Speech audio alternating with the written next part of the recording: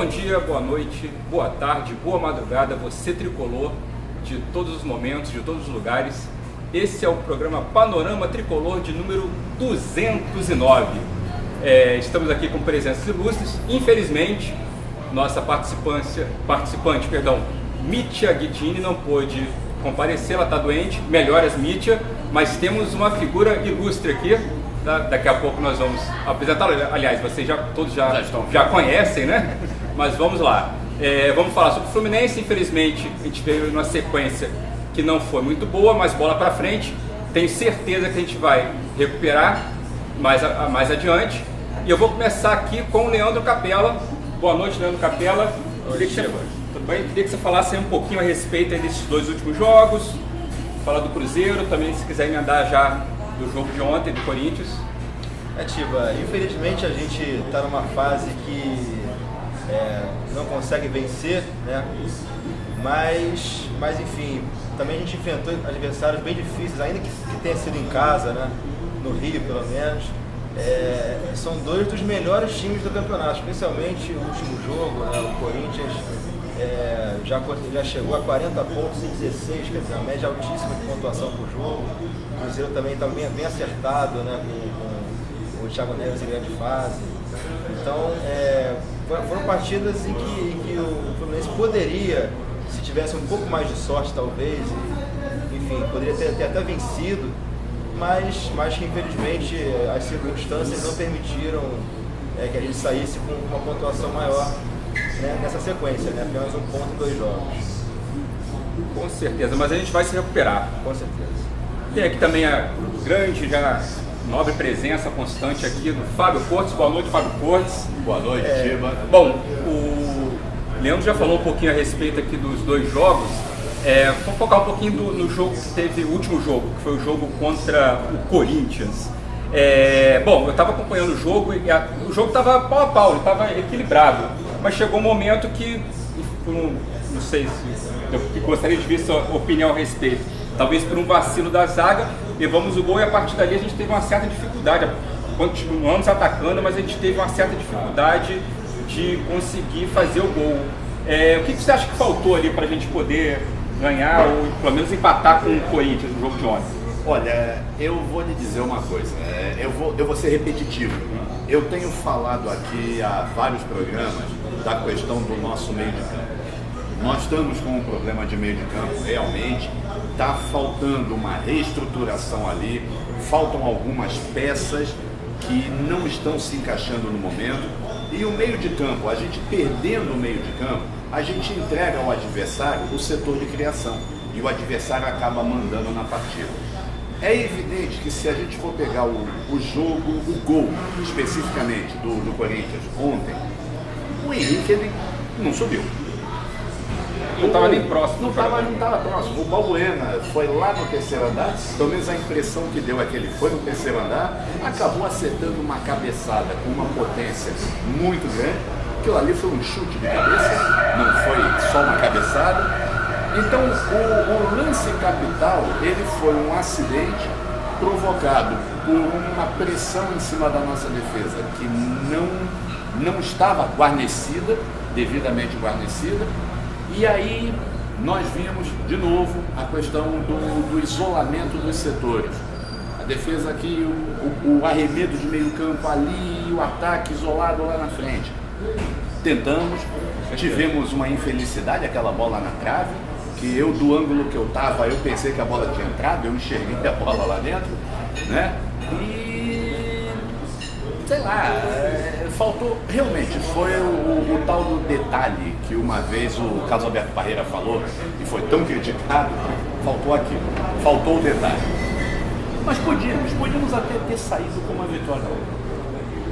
Acredito que sim, acredito que sim. Acho que poderíamos sim. Bom, enfim, agora chegamos no grande momento, uma figura ilustre aí, temos a presença do Antônio Gonzalez aqui na mesa. Antônio, prazer tê-lo aqui junto conosco. Então já pode começar emendando aí falando do jogo de ontem. Se quiser falar um pouquinho do Cruzeiro também pode falar. Bom, vamos aproveitar a tua presença, fala um pouco do time do Fluminense como um todo até esse momento. O que você está achando, o que está bom, o que está faltando para a gente poder engrenar nesse campeonato? Meu abraço aí para toda a família Panorama, obrigado. O jogo do Cruzeiro e o jogo do Corinthians, eles se definiram por uma bola. O do Cruzeiro foi o gol que o Scarpa perdeu. E ali eu coloco a culpa em quem faz a manutenção do gramado. O Fluminense pagando para jogar em Edson Pasto, aquilo era um pasto com mais de 2 toneladas de areia ali dentro. O jogador do Fluminense é leve, acaba ficando, perde o ponto de equilíbrio para bater na bola. Então não podemos acusar ou culpar o jogador pela não conclusão disso.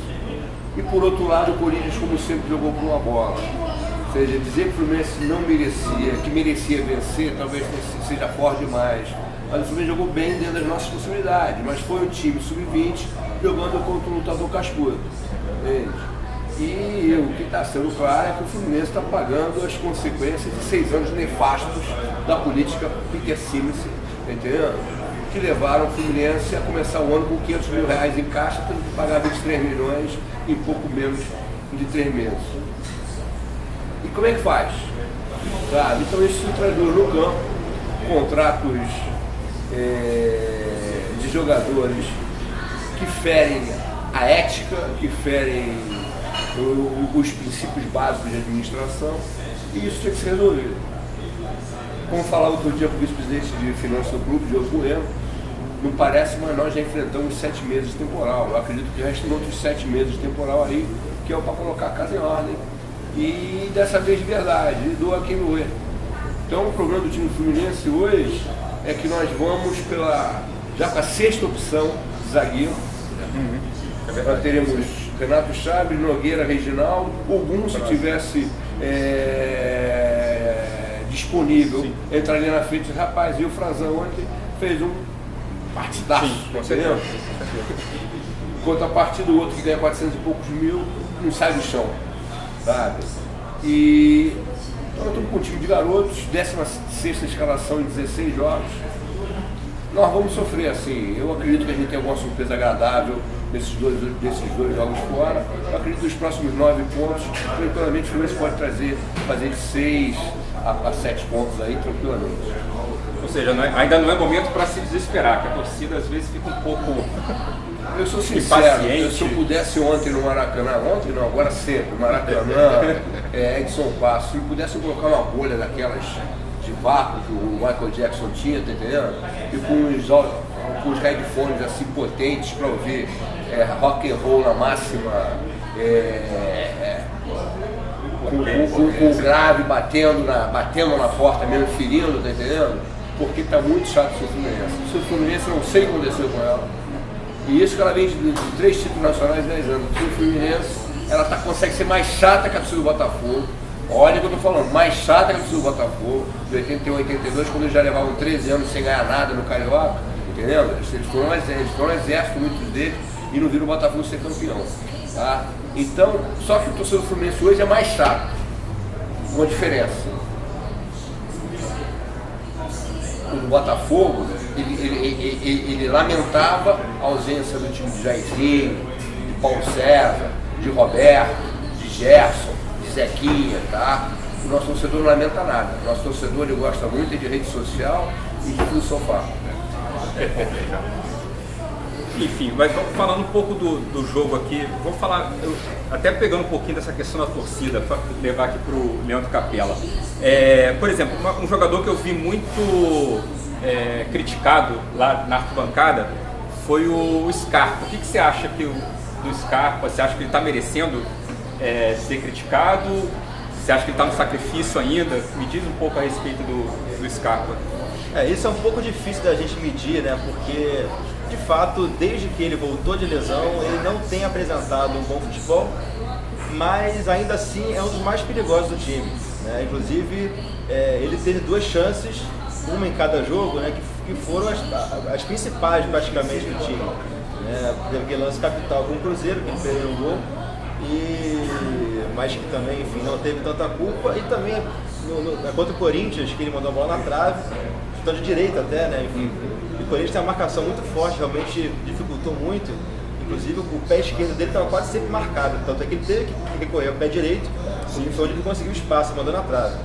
Quer dizer, ele tem sido bem criticado porque ele não está conseguindo performar da mesma forma como ele se apresentava anteriormente, antes da lesão. Mas você acha que ele é porque acho que o pessoal joga muita responsabilidade nele. Você acha que ele é esse jogador dessa responsabilidade ou ainda não? Ele acaba se tornando principalmente pela ausência do Sornosa, né?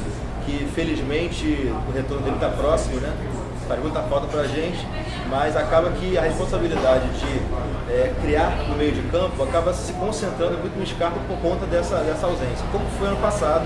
E ano passado também, quando o Scarpa não estava bem, o time não jogava bem, e esse ano sem o Sornosa tem acontecido muito isso, né? Então a gente espera também que com a volta do Sornosa, imagino que em 2-3 semanas talvez, mais ou menos Não tô isso. por dentro, No mês de mas agosto, no meio do mês, mais breve no mês possível. de agosto ele retorna certamente. Pelo Uma menos no recuperação bem segundo turno. acelerada, pois é. Então eu espero que quando o Sornosa voltar, ele consiga dividir essa responsabilidade e fica menos peso em cima do Scarpa.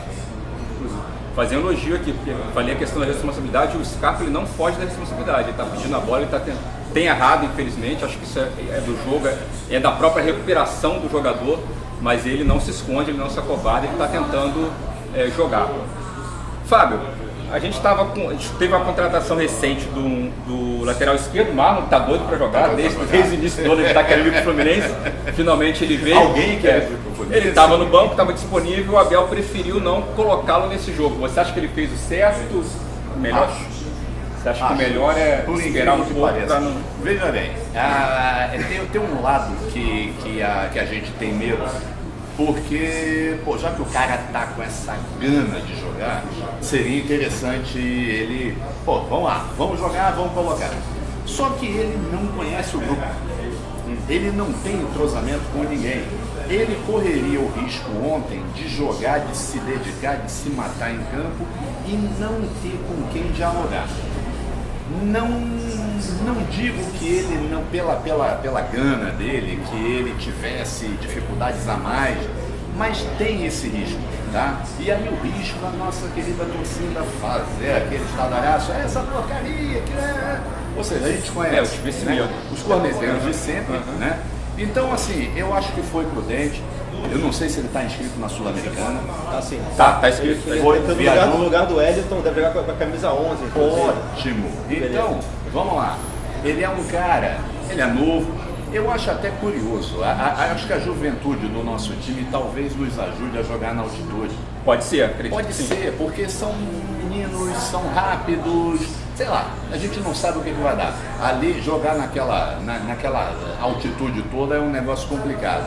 Mas, vamos lá, ele entrando naquele jogo de altitude, o cara com a vontade que ele tem de demonstrar, pode ser a chave para uma vitória lá. Tomara. Porque, na realidade, a gente tem um empate lá, hein? A gente já tem esse empate na história, lá em Quito mesmo. Já tivemos. Mas quanto tempo tive? Não. Foi até melhor. Então tem isso, ou seja, a gente já tem um precedente de um resultado altamente positivo lá dentro. Ou seja, vamos ver, o rapaz está com vontade. Isso hoje é necessário no nosso time. E agora, deixa eu pegar um ganchinho aí da conversa do Scarpa.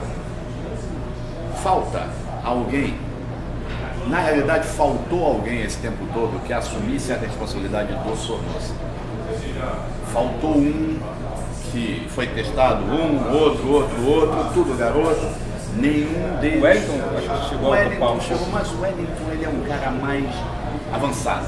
Eu acho o Wellington ele mais avançado. Ele seria o falso ponta. Eu acho que Calazans, Wendel, um dos dois, ele deveria se apresentar como Sornosa. Ali. Se tivéssemos um dos dois ali assumindo o papel do Sornosa, o Scarpa estaria mais liberado. Mas, repito, uma impressão que eu tenho, o Scarpa está fisicamente muito ruim. Isso eu já falei aqui antes, em outros programas. Para terminar, Gonçalves, queria que você falasse de um jogador especificamente que começou bem o ano caiu um pouquinho de rendimento, que é o Orejuela. O que você acha que aconteceu com o jogador? Pensei que o presente era maior. Quando você falou um jogador... Mas pode falar de outros também, fica à vontade. Eu acho que o Orejuela ele se tornou um jogador burocrático em essência. Tá? Acho que o compromisso dele durou pouco. Primeiro que ele é um jogador meio complicado. Se a gente vê o Orejuela, não cumprimenta ninguém na hora do gol. Tá? Então já existe algum problema aí, podemos ser de timidez ou até mesmo tipo assim, eu estou na equipe, mas eu não sou equipe, tá? Mas hoje que me preocupa mais no Fluminense, eu vou mandar um recadinho direto aqui, eu sou o Wendel. Seu Wendel, é melhor que você começar a pensar em jogar bola. Você não está jogando bola, garoto, tá? E a gente sabe, somente nós que vivemos assim, mundo de torcida, de torcedor e tudo, de tudo que acontece no Rio de Janeiro. Então antes que as pessoas comecem a atacar pedra em outro tipo de pessoas, tá? Presidência e tudo, tá na hora de você também cobrar de jogador. E você é um deles que deve ser cobrado, se não o primeiro a ser cobrado, seu erro. A gente entende que o salto que teve que dar o seu salário seja super, mega, digamos assim, de transformação na sua cabeça, na sua humilde cabeça, que de repente, mas tipo assim, ó, pai de Gerson versão 2.0, a gente não tá afim, garoto, sabe? Então que o papo reto de torcida do Fluminense é esse, joga a bola, a gente vai te aplaudir. Se não joga a bola, eu tô de você. E o Scarpa, a mesma coisa, baixa um pouquinho esse teu espelho que tá, a vaidade está começando a incomodar, Gustavo Scarpa. Tá? Perdão, a vaidade está começando a incomodar. E isso é bom que as coisas comecem a ser chamadas pelo nome do Fluminense. Muita proteção de jogador de futebol hoje, muito isso, o torcedor não pode falar, dirigente não pode falar, conselheiro não pode falar, mas eu sou criado, hoje mesmo recebi um fake no meu Facebook, dizendo assim que eu sou um torcedor raiz. Não, eu sou raiz, mas sou raiz há 56 anos, tá? E vou continuar sendo raiz há 56 anos.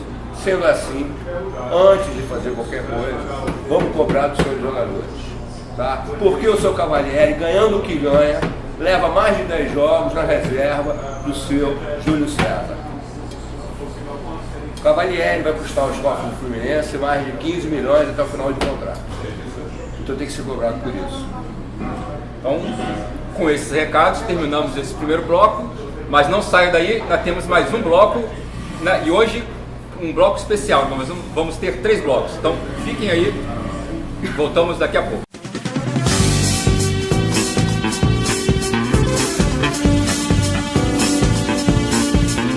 Estamos de volta, segundo bloco do Panorama Tricolor de número 209. E agora aquele momento tão esperado, que é o momento dos jabás. Vamos começar aqui com o Leandro Capella. Leandro Capella, fique à vontade, seu jabá de hoje. O jabá de hoje ele é bastante parecido com o do último programa. Tivemos aí na última sexta-feira o lançamento dos novos uniformes, né? E assim, tem modelos para todos os gostos. Eu acho que enfim, recomendo a quem tiver condições e tiver vontade de comprar alguma, escolhe qual que você prefere mais e compre, porque realmente uma parte da receita também vai para o clube, além de poder sair na rua usando as novas camisas do Fluminense, que tem várias que estão muito bonitas. Então acho que vale a pena comprar. Esse é o trabalho de hoje. Inclusive viu na foto do casaco que os jogadores estavam usando para ir lá para o Equador, pô, casaco sensacional. Podendo, vou ver se eu consigo adquirir. Bom, enfim, meu jabá hoje vai ser um jabá épico, vai ser um jabá para o Fluminense. Tá? Parabéns ao Fluminense pelos seus 115 anos, 115 anos de glória. Tá? Estão querendo acabar com isso, mas o Fluminense é eterno, ele vai continuar sendo grandioso. Bom, ele faz parte da vida de todos nós, então um grande parabéns ao Fluminense Futebol Clube, que ele tenha mais 115, mais 115, enfim, que ele viva até a eternidade na história do futebol brasileiro e mundial. Fábio Cortes, seu jabá. Olha, o meu jabá é meio repetitivo, mas tem um outro gancho. Eu já falei aqui em programas anteriores sobre Dalva Oliveira, as grandes cantoras, teatro. E eu tive no sábado, eu fui ver a inauguração de uma exposição no Instituto Cravo Albim sobre o centenário de Dalva de Oliveira. É um momento diferente a gente reverenciar uma figura dessa magnitude. Não era à toa que ela foi chamada de Rainha da Voz. E eu convido o torcedor tricolor a procurar detalhes dessa exposição, ver os dias em que ela está funcionando. Essa informação eu não tenho, eu fui só na festa de inauguração. Mas vamos procurar isso, Dalva de Oliveira, outras grandes cantoras. Nós temos a responsabilidade de darmos uma sacudida no nosso meio cultural. Nós estamos enfrentando uma crise, é certo, mas somos nós que vamos ter que sair dessa crise. Muito bem. Antônio Gonzalez, temos aí o aniversário do Fluminense, 115 anos. Na semana passada tivemos vários eventos, várias comemorações. O Leandro já falou aqui um pouco a respeito do lançamento dos uniformes. Fica à vontade aí para falar, se quiser falar outro jabá, pode, mas eu queria começar agradecendo ao patrocinador aqui, que vai permitir que eu, em vez de viajar de ônibus agora para o Espírito Santo, amanhã de manhã possa sair de avião. Não, quero agradecer ao patrocinador aqui do Panorama, que teve esse detalhe comigo. Eu tenho que agradecer aqui, o Panorama está forte, tá? Tenho que agradecer também ao Negro aqui, excelente trabalho do Heitor, do Heitor da Nimpu, Daniel Cohen e do Carlos Santoro, contando a história mundial. O Fest já é uma data dentro do Fluminense, é uma grife, uma marca. O FluFest vai ter um peso dentro da história do Fluminense daqui a 40 anos. Se bem trabalhado, pode ter um peso como o teu, tem o Compra, que a torcida garante, o Venceram há pouco tempo agora, o time de guerreiros. É um slogan que estamos conseguindo na festa, e que conseguimos através da festa. E parabenizar o Paulo Ricardo pela grande performance. Né? Queria falar também que é o seguinte, as pessoas ficam falando muito nos Facebook da vida, nos Twitter. O Twitter então está cheio de reizinho agora, tá? E a diferença é a seguinte, isso aqui é um projeto de futebol feminino Fluminense, tá? Assinado por 3 profissionais do meio, Ediane do Bonfim Pimenta, Leda Maria Abreu, Cláudia Silvia Campos, tá? Esse projeto está sendo entregue ao Fluminense, diante da necessidade agora por lei e pela Comebol também, de que se tem um time de futebol feminino, isso aqui mais do que uma camisa terceirizada, é um trabalho que pode começar pela base. O Fluminense vai aceitar ou não o projeto é outra coisa, mas eu sou assim, ó. Eu apresento o projeto ao Fluminense, tá? Porque ficar digitando lá, o pessoal de oposição hoje é fraquinho. Isso, muito bem. Então vamos lá falar de Fluminense agora, em relação aos próximos jogos. Tivemos uma fase ruim, mas ficou para trás. Capela, fala um pouco aí a respeito das suas expectativas para esse jogo da Sul-Americana, campeonato importante. É bom que o Fluminense avance, é bom até que o Fluminense venha conquistá-lo. Me fala um pouco aí desse jogo na altitude, as dificuldades que a equipe pode ter, suas expectativas. Para mim, essa competição é a mais importante do ano. Das que restam, talvez seja a que a gente tem mais chance de vencer, embora não seja nada fácil, né? É muito difícil conquistar, mas que é um título que, caso a gente conquiste, vai ser fundamental para a sequência dos próximos anos do Fluminense. E além de classificar para diversas competições internacionais, Libertadores e outras também, amistosas e tudo mais. E para essa partida a gente tem a vantagem sensacional que a gente está no Maracanã, e a tendência, obviamente, é que a gente consiga a classificação, né? Resta saber de qual forma vai ser, mas ainda que tenha altitude, que fisicamente atrapalha muito os jogadores, imagino que o Fluminense possa conseguir se impor nessa partida. Vai entrar, por exemplo, com o Henrique Dourado. O Scarpa parece que não vai pro jogo, né? Não vai.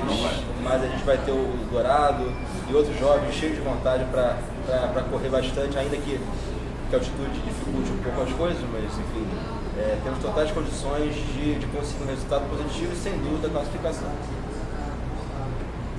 Fábio, suas expectativas são as mesmas? Você acha que a altitude vai atrapalhar? Você acha que o placar já está garantido, isso é importante? 4-0, fizemos o dever de casa. Olha, agora como é que vai ser lá? O que você acha? Eu acho que o placar ele é um placar confortável. Não digo que ele seja uma coisa garantida que a gente já teve e já viu em outras situações, não apenas conosco, no Foi só uma no mundo provocação, inteiro. a provocação aquilo ao ali- rival que gosta de... Exatamente. Então o que acontece? É evidente que o jogo ele adquire um contorno dramático, vamos chamar, por ser na altitude. Quem conhece esse tipo de altitude sabe que até um turista normal sofre, né? Tanto que eles recomendam, eu tenho um amigo que ele esteve na Bolívia e a recomendação do próprio hotel, no aeroporto, olha, hoje não faça esforço, tá? Não faça isso, não faça aquilo, deixe para amanhã para fazer alguma coisa. Então, vamos lá, nós já estamos a caminho. Não vamos ter tempo de adaptação? Não, porque o ideal são pelo menos 15 dias de preparação na altitude. Mas no nosso calendário, esquece, vamos passar para outra. Mas eu vejo o quê? Eu vejo uma vantagem que obriga o adversário a sair. O adversário vai precisar buscar o jogo. Aquela história dos 15 minutos iniciais.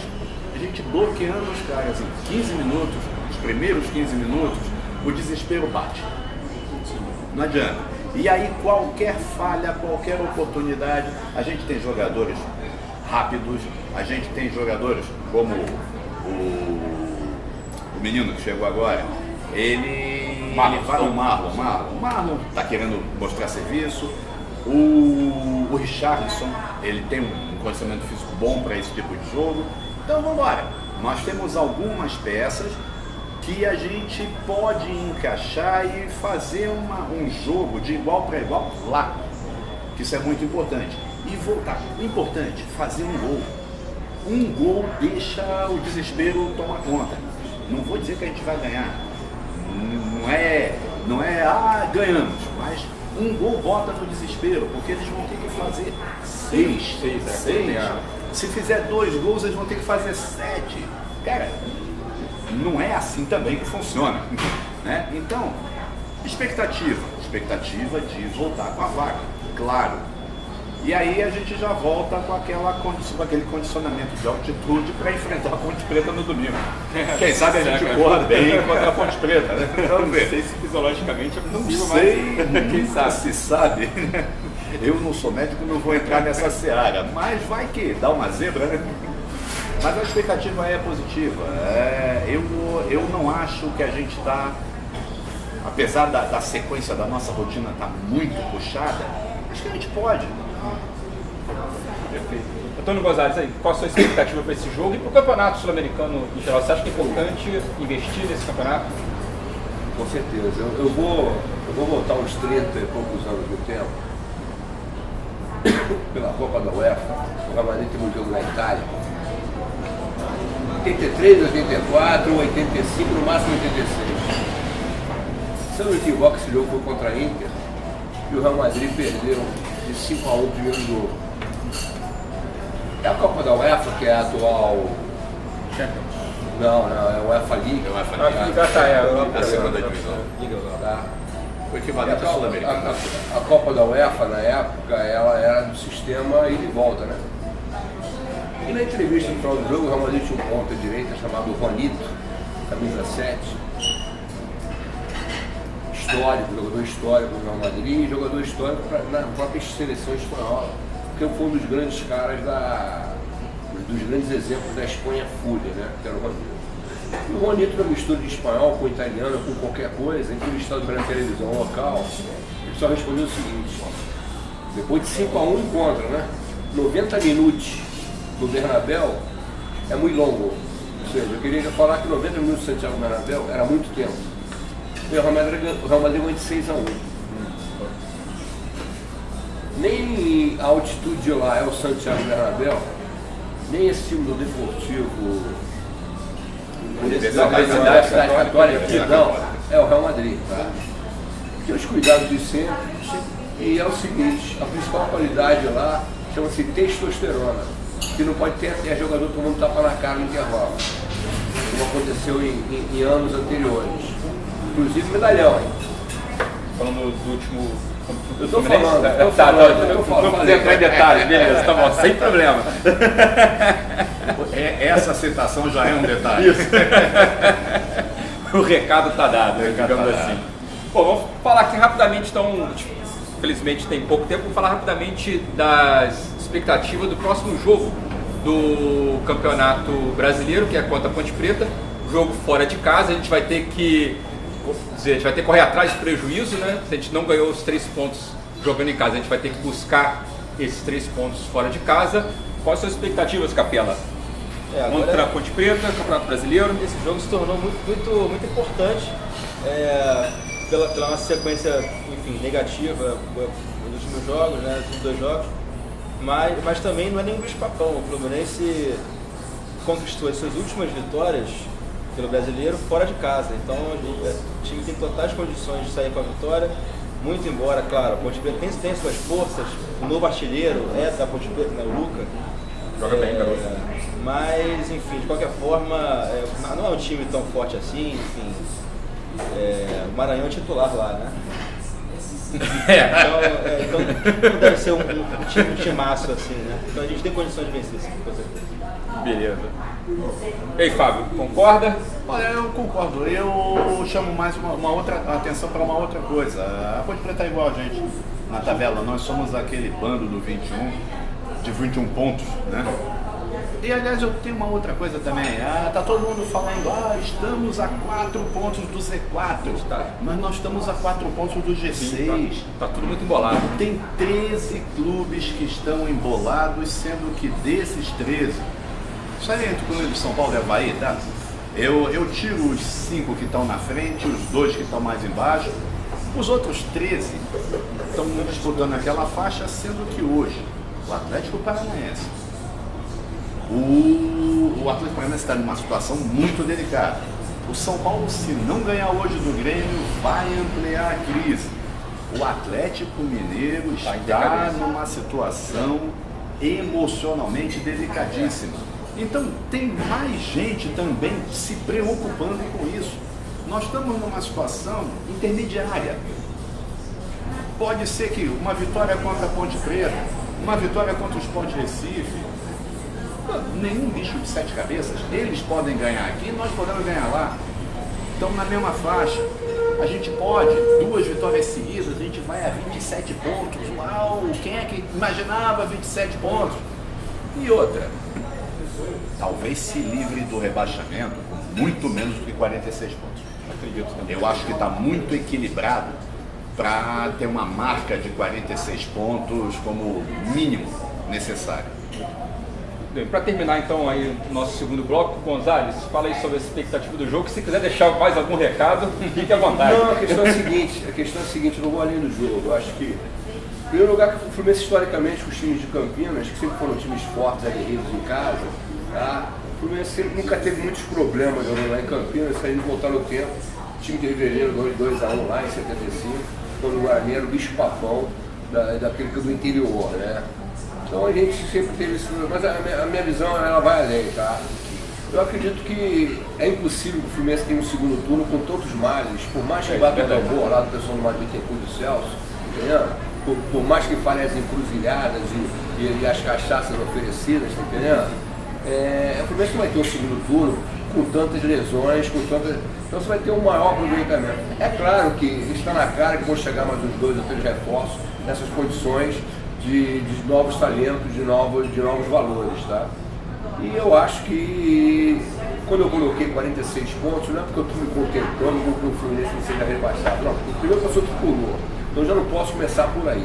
Tá? Sendo um ano de exceção, sendo um ano que a gente vinha de um rombo deixado pelo Peter Simmons, rombo não significa roubo, significa mais gestão, tá? Eu estaria contente em passar o ano de 2017 sem nenhuma dor de cabeça a mais. Mas acredito que possamos atingir entre a jornada 30 e 32 a cifra dos 46 pontos. Sendo assim, se a gente conseguir na jornada 30 e 32 chegar a essa cifra, existe a possibilidade de Fluminense ter sonhos maiores nessa competição. Ainda nessa. Porque outras equipes certamente irão para ele. Muito bem, verdade.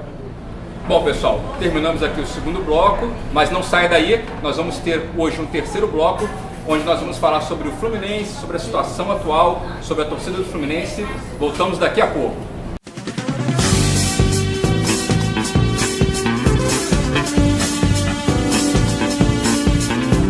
Estamos de volta no terceiro e último bloco do Panorama Tricolor de número 209.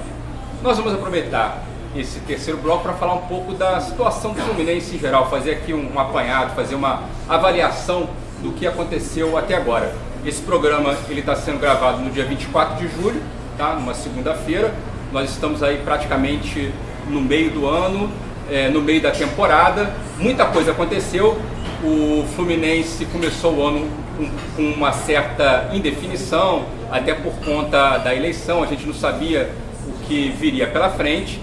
Nós conseguimos até montar um bom time no início do campeonato, tá? O time chegou a disputar o Campeonato Carioca de uma forma com bastante qualidade. Infelizmente não chegamos a ganhar, mas quase ganhamos, foi por uma infelicidade. Começamos o Brasileiro também muito bem. Passamos por alguma dificuldade, tivemos algumas contusões, o time ele não está totalmente estável, mas enfim, a gente não está numa situação tão boa como esperávamos que estivesse, mas também a gente não está numa situação tão ruim. Então eu queria aproveitar aqui os nobres participantes dessa mesa para que eles passassem também um pouco da visão deles a respeito do momento do Fluminense atualmente. E eu queria aproveitar aqui a presença do Antônio Gonzalez e pedir para ele começar a falar um pouquinho a respeito disso. O que você acha do Fluminense? Você que tem uma vivência aí tão grande a respeito do Fluminense, até fazendo uma comparação com os outros anos, o que você está achando do Fluminense nesse momento no campeonato, na temporada? Queria começar falando da minha galera do São Granada aqui, mandar um abraço para eles. E antes de mais nada dizer que aquela forma de torcer pelo Fluminense, diferente dos parâmetros foram impostos nos últimos anos, aí, principalmente por causa da cultura do ingresso que existia nas torcidas organizadas. Então o São Granada representa a resistência e, ao contrário do que o Frankenstein lá de Higienópolis fala, não somos da gosto não, a gente muito boa, a gente tricolor, eu que tenho que agradecer a ele de estar presente. O futuro Fluminense é um futuro difícil, é um futuro que tem que ser muito controlado. Já existe uma luz hoje, que é o relatório da Ernest Young, que está sendo posto em prática. Tá? O Fluminense precisa se profissionalizar ao extremo. O bom desse relatório é que ele foi feito pelas mesmas pessoas que desenharam o plano de ação do Flamengo. O Flamengo está aí, só esse ano 300 milhões para brincar com contratações de futebol, sem me tocar no dinheiro do Negueguinho aí, tá? Que está sendo vendido lá certamente vendido para a Europa. E o problema do Fluminense é muito mais da instabilidade política criada por aqueles que perderam a eleição, que transformaram tudo em motivo de guerra, tudo em motivo de questionamentos mentirosos, tá? E de querer engessar a gestão. E as coisas não podem funcionar assim no Fluminense. Tá? Que a gestão Peter se mentiu durante 6 anos, não tenho a menor dúvida. Fui o seu principal opositor. Mas com propostas, com conteúdo, com alternativas. Tá? Hoje, muito do que a gente apresentava enquanto oposição está sendo posto em prática através do plano de gestão. Foi uma das condições que nós impusemos, tá, ao fazer o acordo para apoiar a candidatura do presidente Pedro Abad, que é uma excelente pessoa. O que fizeram com o Pedro Abad, o presidente Pedro Abad, ontem no Maracanã, foi uma covardia. Mas o que fez depois, tá, e esse ser que fez isso é um ser desprezível, indigno de mãe prostituta, tá, de colocar nas redes sociais dados pessoais e o telefone do presidente Pedro Abad, foi atitude de moleque. Atitude de gente safada que não condiz com o espírito do torcedor do Fluminense. E esse tipo de atitude, eu, Antônio Gonzalez, vou combater. Vou combater com o estofo de quem tem 40 anos de arquibancada. Com o estofo de quem presidiu a maior força pública de todos os tempos, de 80 a 87, então com 18 anos. Com o estofo de não ter peidado para a torcida do Flamengo em 80, 81, 82, 83, 84, 85, 86 no Maracanã. O estofo de ter feito centenas de caravanas e ter trazido para casa todo mundo são e salvo. Com o estofo de ter feito para novato color, que dá direito a voto ao sócio Fluminense hoje. Com todo esse esforço, eu vou dizer, você que está sendo covarde, você que está sendo moleque do Fluminense, tá? Eu vou de trás de você. Não estou ameaçando de agressão, não estou ameaçando de nada. Eu estou dizendo que eu vou colocar você no seu devido lugar. Ou se pensa o Fluminense de uma forma verdadeira, tá? Que aqui não vai ter lugar para vaca piscineira, para anciã de programa, não vai ter lugar para esse tipo de gente no Fluminense, não. Quem está falando isso é Antônio Gonzalez. Estou dando minha cara para bater como sempre, tá? Mas eu não vou admitir sacanagem com a gestão. Porque não estão sacaneando a gestão, não. Estão sacaneando é o Fluminense Futebol Clube. A instituição Fluminense. Que, inclusive, até um absurdo. Assim, o xingamento do presidente por si já é um absurdo. Mas eles estavam fazendo isso, eles começaram a chegar no momento que o Fluminense ia bater um escanteio importante para fazer um gol. Aquilo me deixou mais raiva ainda. Ou seja, pô, eles não estão nem aí pro jogo, eles estão querendo, não sei o que eles estão querendo atacar. Como o Gonzalez falou, o que não pode acontecer é atacar a instituição Fluminense. O resto é passageiro, mas o Fluminense ele tem que ser preservado. E, Fábio, o que você acha dessa situação aí? Você parece que também tem uma vivência aí, você quer fazer uma comparação a respeito? Eu fico triste. Eu fico triste, Diva, porque eu morei 26 anos fora do Rio. Eu sofria para ter uma notícia do Fluminense. Porque as notícias, elas vinham sempre truncadas. Não é de hoje que existe a Flapress. A gente fala da Flapress porque ela é material. Existe a materialidade da Flapress. Existem os detratores que não aceitam que nós tenhamos ganho o Campeonato Carioca de 95. Existem os detratores que não aceitam que a gente tenha ganho o Campeonato Brasileiro de 2010. Detalhe, tem outro clube envolvido nos mesmos anos em uma mesma competição. O Santos ganhou a Copa do Brasil em 95 e ganhou em 2010. Ninguém fala do Santos que tirou o doce da boca das crianças centenárias. Nós pagamos por isso. Quando eu voltei a morar no Rio há 15 anos atrás, eu voltei para o Fluminense com todo o entusiasmo represado em 26 anos fora. E, curiosamente, eu peguei momentos muito interessantes. Eu voltei e nós fomos campeões estaduais, 2002. Havia um tempão que a gente não ganhava também, aquela confusão toda. Ganhamos 2002. Ganhamos 2005 também. Né? 2005. Pô, fizemos uma Copa do Brasil em 2007, foi formidável. Nós ganhamos a Copa do Brasil, que ninguém acreditava em nós.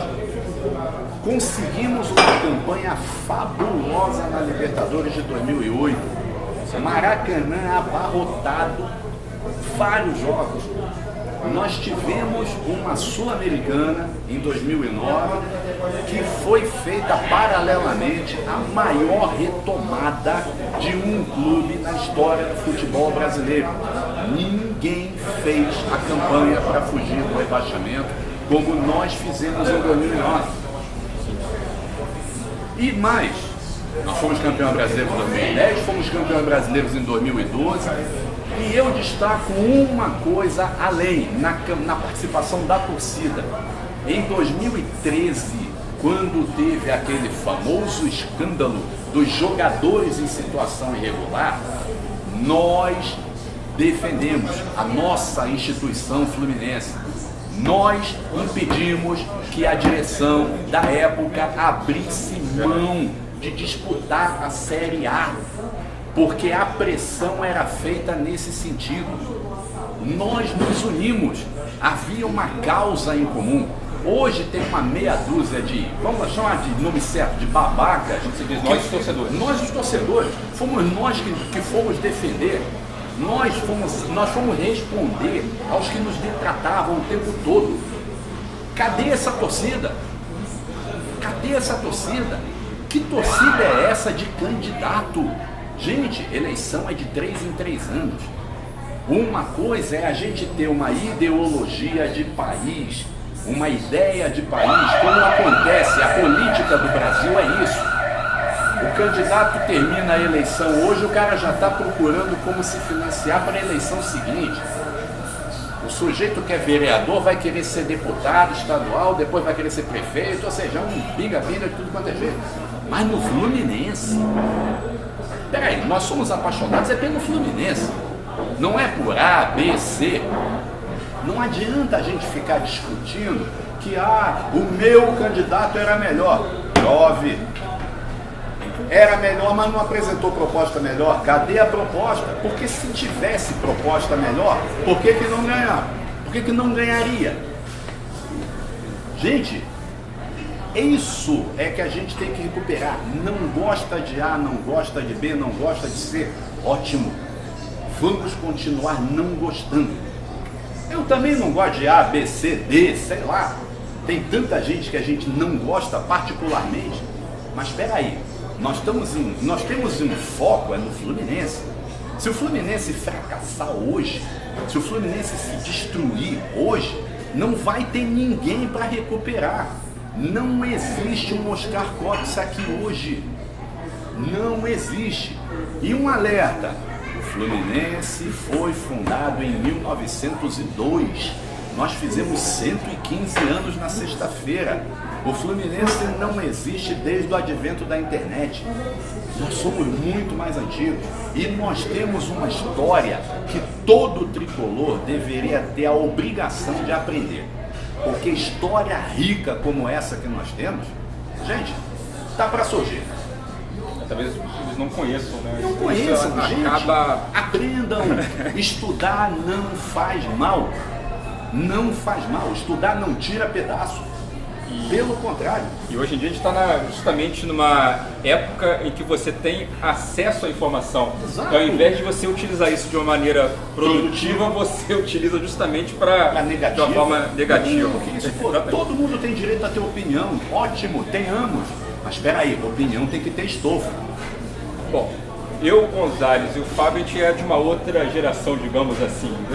Mas a gente está aqui do lado do nosso grande Leandro Capella, que é um pouquinho mais novo que a gente, que entrou numa fase um pouco diferente. Mas eu queria que você deixasse seu testemunho aí, até pelo fato de você ser um torcedor mais novo, você é um torcedor consciente, você é um torcedor de certa maneira combativo, que tem a noção do que realmente é o Fluminense, tá? E você atua de forma a mostrar isso. Então eu queria que você deixasse também um pouco da sua experiência aí, do que você, da tua visão de Fluminense, até para você poder passar isso para aqueles da sua geração. Então, o torcedor, né, de uma forma geral, ele é movido por resultado. Se o time vai mal, se vai bem, é lua de mel. Nesse ano de 2017, o Fluminense passou por essa relação com a torcida, por todos os tipos de relação com a torcida, né, desde o começo do ano. Antes de jogar, por não ter contratado ou contratado pouco, era catástrofe, né? Era rebaixamento certo, era tudo errado, e entrar com os garotos era uma temeridade. Aí quando começou a jogar e vencer, e o melhor ataque do Brasil, se não me engano ainda ou está muito perto disso. Sim, ainda só. E aí, enfim, vencia muitos jogos, né? Fez uma campanha muito boa no Carioca, como você falou no início do bloco. E vivia uma lua de mel com a torcida adorava, tudo estava lindo, maravilhoso. E aí a gente começou, né, mesmo com o vice-campeonato, e a gente começou bem no Brasileiro, teve uma boa sequência, e a partir da lesão do Sornosa, que coincidiu com a queda de rendimento do time, a relação com a torcida começou a mudar um pouquinho, quer dizer, a reação, né, da torcida começou a mudar um pouquinho nesse ano, e agora os protestos começam a se intensificar de uma forma que eu considero desproporcional, porque não dá pra gente também só analisar o resultado, né? A gente precisa também entender o processo pelo qual o Fluminense tem passado. Como já foi falado, passamos por alguns anos, não só os últimos 6, né, mas até um pouco antes também de uma gestão temerária, de gestões temerárias, enfim, de última década pelo menos, e isso fez com que os problemas aparecessem de uma forma mais intensa mais recentemente, sobretudo com saída de patrocinadores e tudo mais, né, e a situação do país também, de uma forma geral, economicamente, né, digamos. Isso também transpareceu no nosso futebol. Muito embora outros clubes tenham conseguido se safar um pouco disso, o Fluminense, por ter tido uma gestão muito ruim, acabou que tem sofrido com isso até hoje. E 2017 é um ano de transição, a meu ver, né? Como o Gonzalez citou, né? Por exemplo, esse relatório da Ernst Young é uma coisa que não havia sido feita em gestões passadas. Então, assim, eu acho que muito por isso, se falar em continuidade, eu acho até que não é muito justo, né, falar disso, porque é uma transição que está se iniciando agora.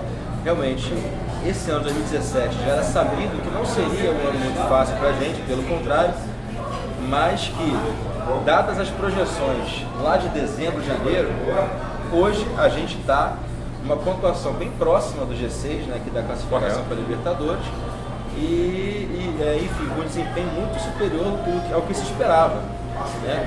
E isso cheio de desfalques, de lesões, né? A gente jogando com uma parte da zaga, a sexta opção. Sim, já saiu dos juniores. Pois a gente teve no começo do ano a surpresa do Wendel, que não era esperado também em janeiro, ninguém sabia dele.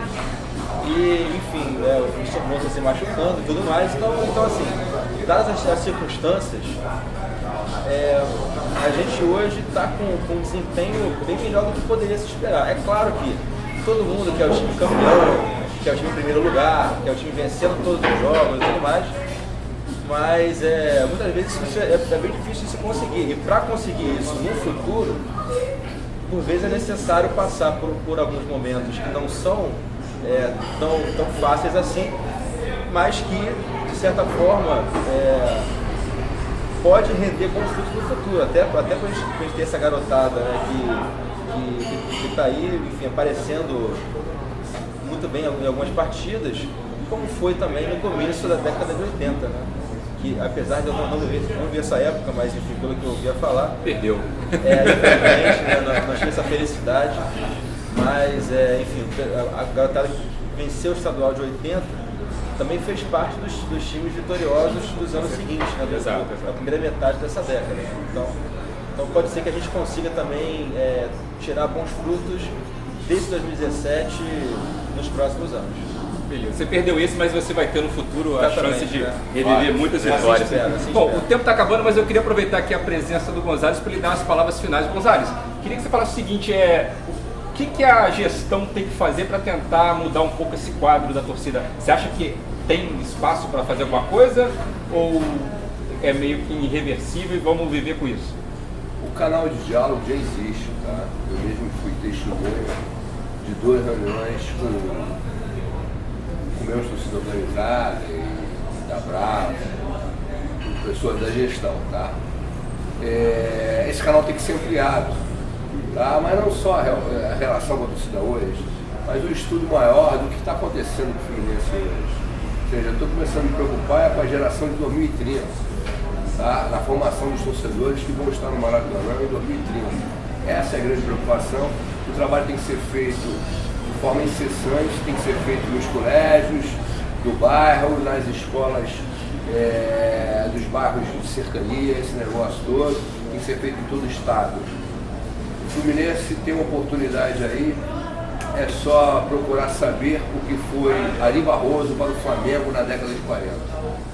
Tá? Se o Fluminense conseguir encontrar o seu Ari Barroso hoje, pode ser que a gente se ocupe um espaço aí que está sendo deixado de lado pelo Flamengo e pelo Vasco. Esse é o meu conselho. Muito bem, obrigado. Bom, pessoal, infelizmente a gente tem limitação de tempo. Eu sei que esse assunto iria render muitos e muitos minutos aí pela frente, mas infelizmente a gente tem que encerrar por aqui. Então agradeço a participação de todos, aqui na mesa, Antônio Gonzalez, Fábio Cortes, Leandro Capella. Então nos vemos no próximo programa Panorama Tricolor. Obrigado.